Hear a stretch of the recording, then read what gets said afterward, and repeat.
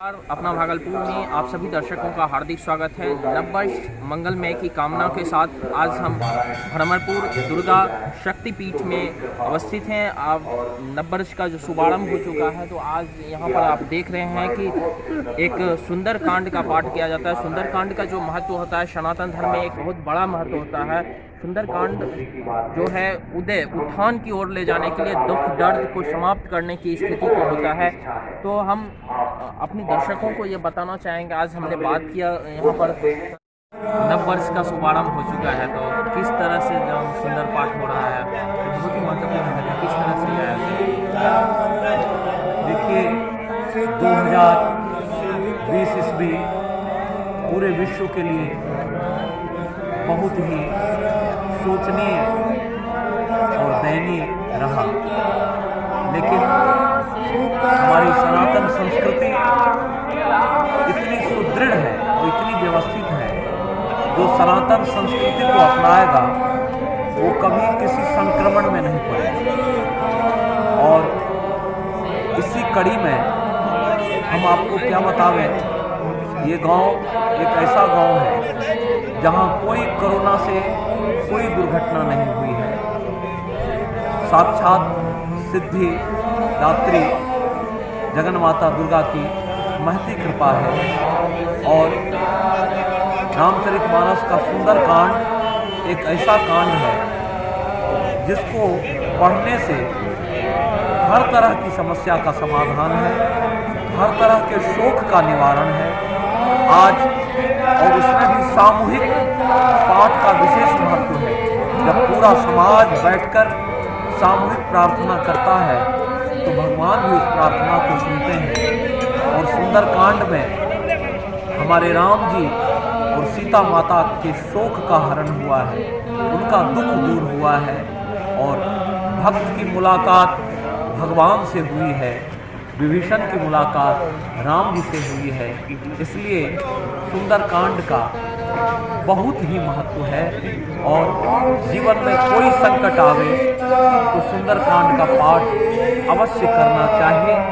हमें उम्मीद है इस सुंदरकांड के पाठ से वातावरण में एक अलग ऊर्जा का संचार होगा, जो हमें संक्रमण से भी मुक्ति दिलाएगा और एक नए वर्ष के साथ, एक नई ऊर्जा के साथ हम लोग विकास के पथ पर आगे बढ़ेंगे। ये जगत जननी दुर्गा से और हनुमान जी महाराज से विशेष प्रार्थना। जैसा कि ये भ्रमरपुर है, बहुत ही प्रसिद्ध जगह है। कहा जाता है कि अनेक धामों में इनका धाम जो है सर्वोत्तम माना जाता है। माता दुर्गा यहाँ पर साक्षात उपस्थित है। कोरोना काल की तो खैर अलग बात रही, यहाँ पर हर एक आयोजन एक महत्वपूर्ण हो जाता है।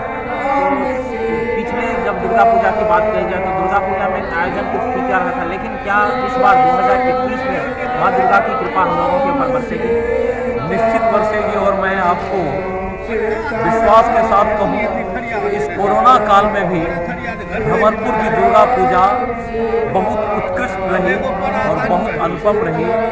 हमारे पंडितगण ने अपने अनुभव को बताते हुए कहा कि 20 वर्ष में हमने ऐसी भीड़ नहीं देखी थी।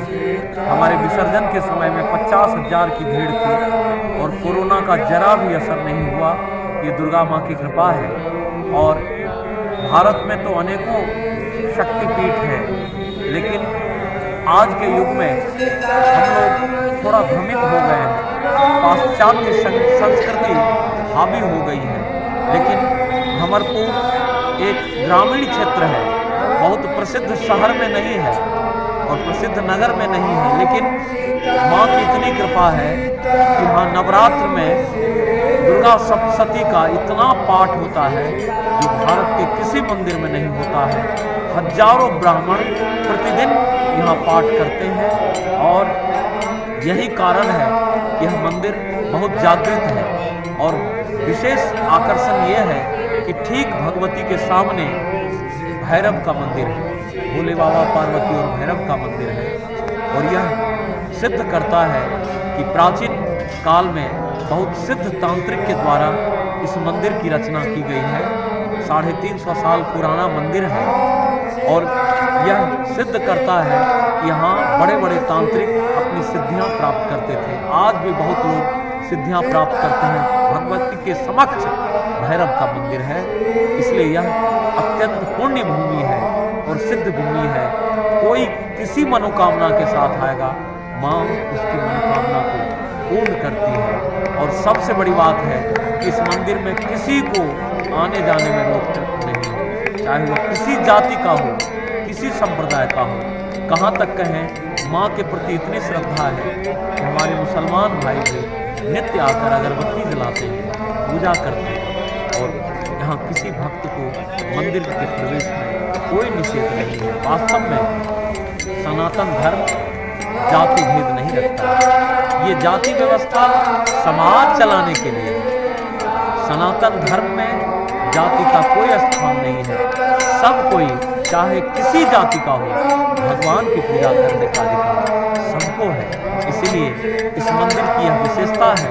हमारे पूर्वजों ने ऐसी व्यवस्था की है कि किसी जाति का हो वो श्रद्धापूर्वक, बेरोक टोक, बेझिझक माँ की आराधना कर सकता है। हमारे चैनल के माध्यम से दर्शकों को क्या कहना चाहते हैं? हम दर्शकों को यही कहेंगे कि सनातन संस्कृति को अपनाइए।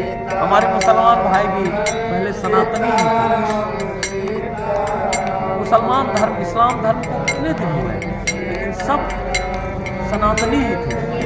कोई आपत्ति नहीं है, एक पंथ अलग हो गया है, लेकिन सनातन को अपनाइए, आपके जीवन में शांति मिलेगी। जो सनातन संस्कृति को अपनाएगा उसको जीवन में शांति मिलेगी। हमारे साथ बहुत ऐसे कलाकार हैं जो मुसलमान हैं, और वो भी हमारे साथ जय जय सीताराम का अभिवादन करते हैं। आखिर उनके खून में सनातन संस्कृति बसती है। इसलिए पूरा विश्व सनातन संस्कृति को अगर अपना ले, आज भी बदला है।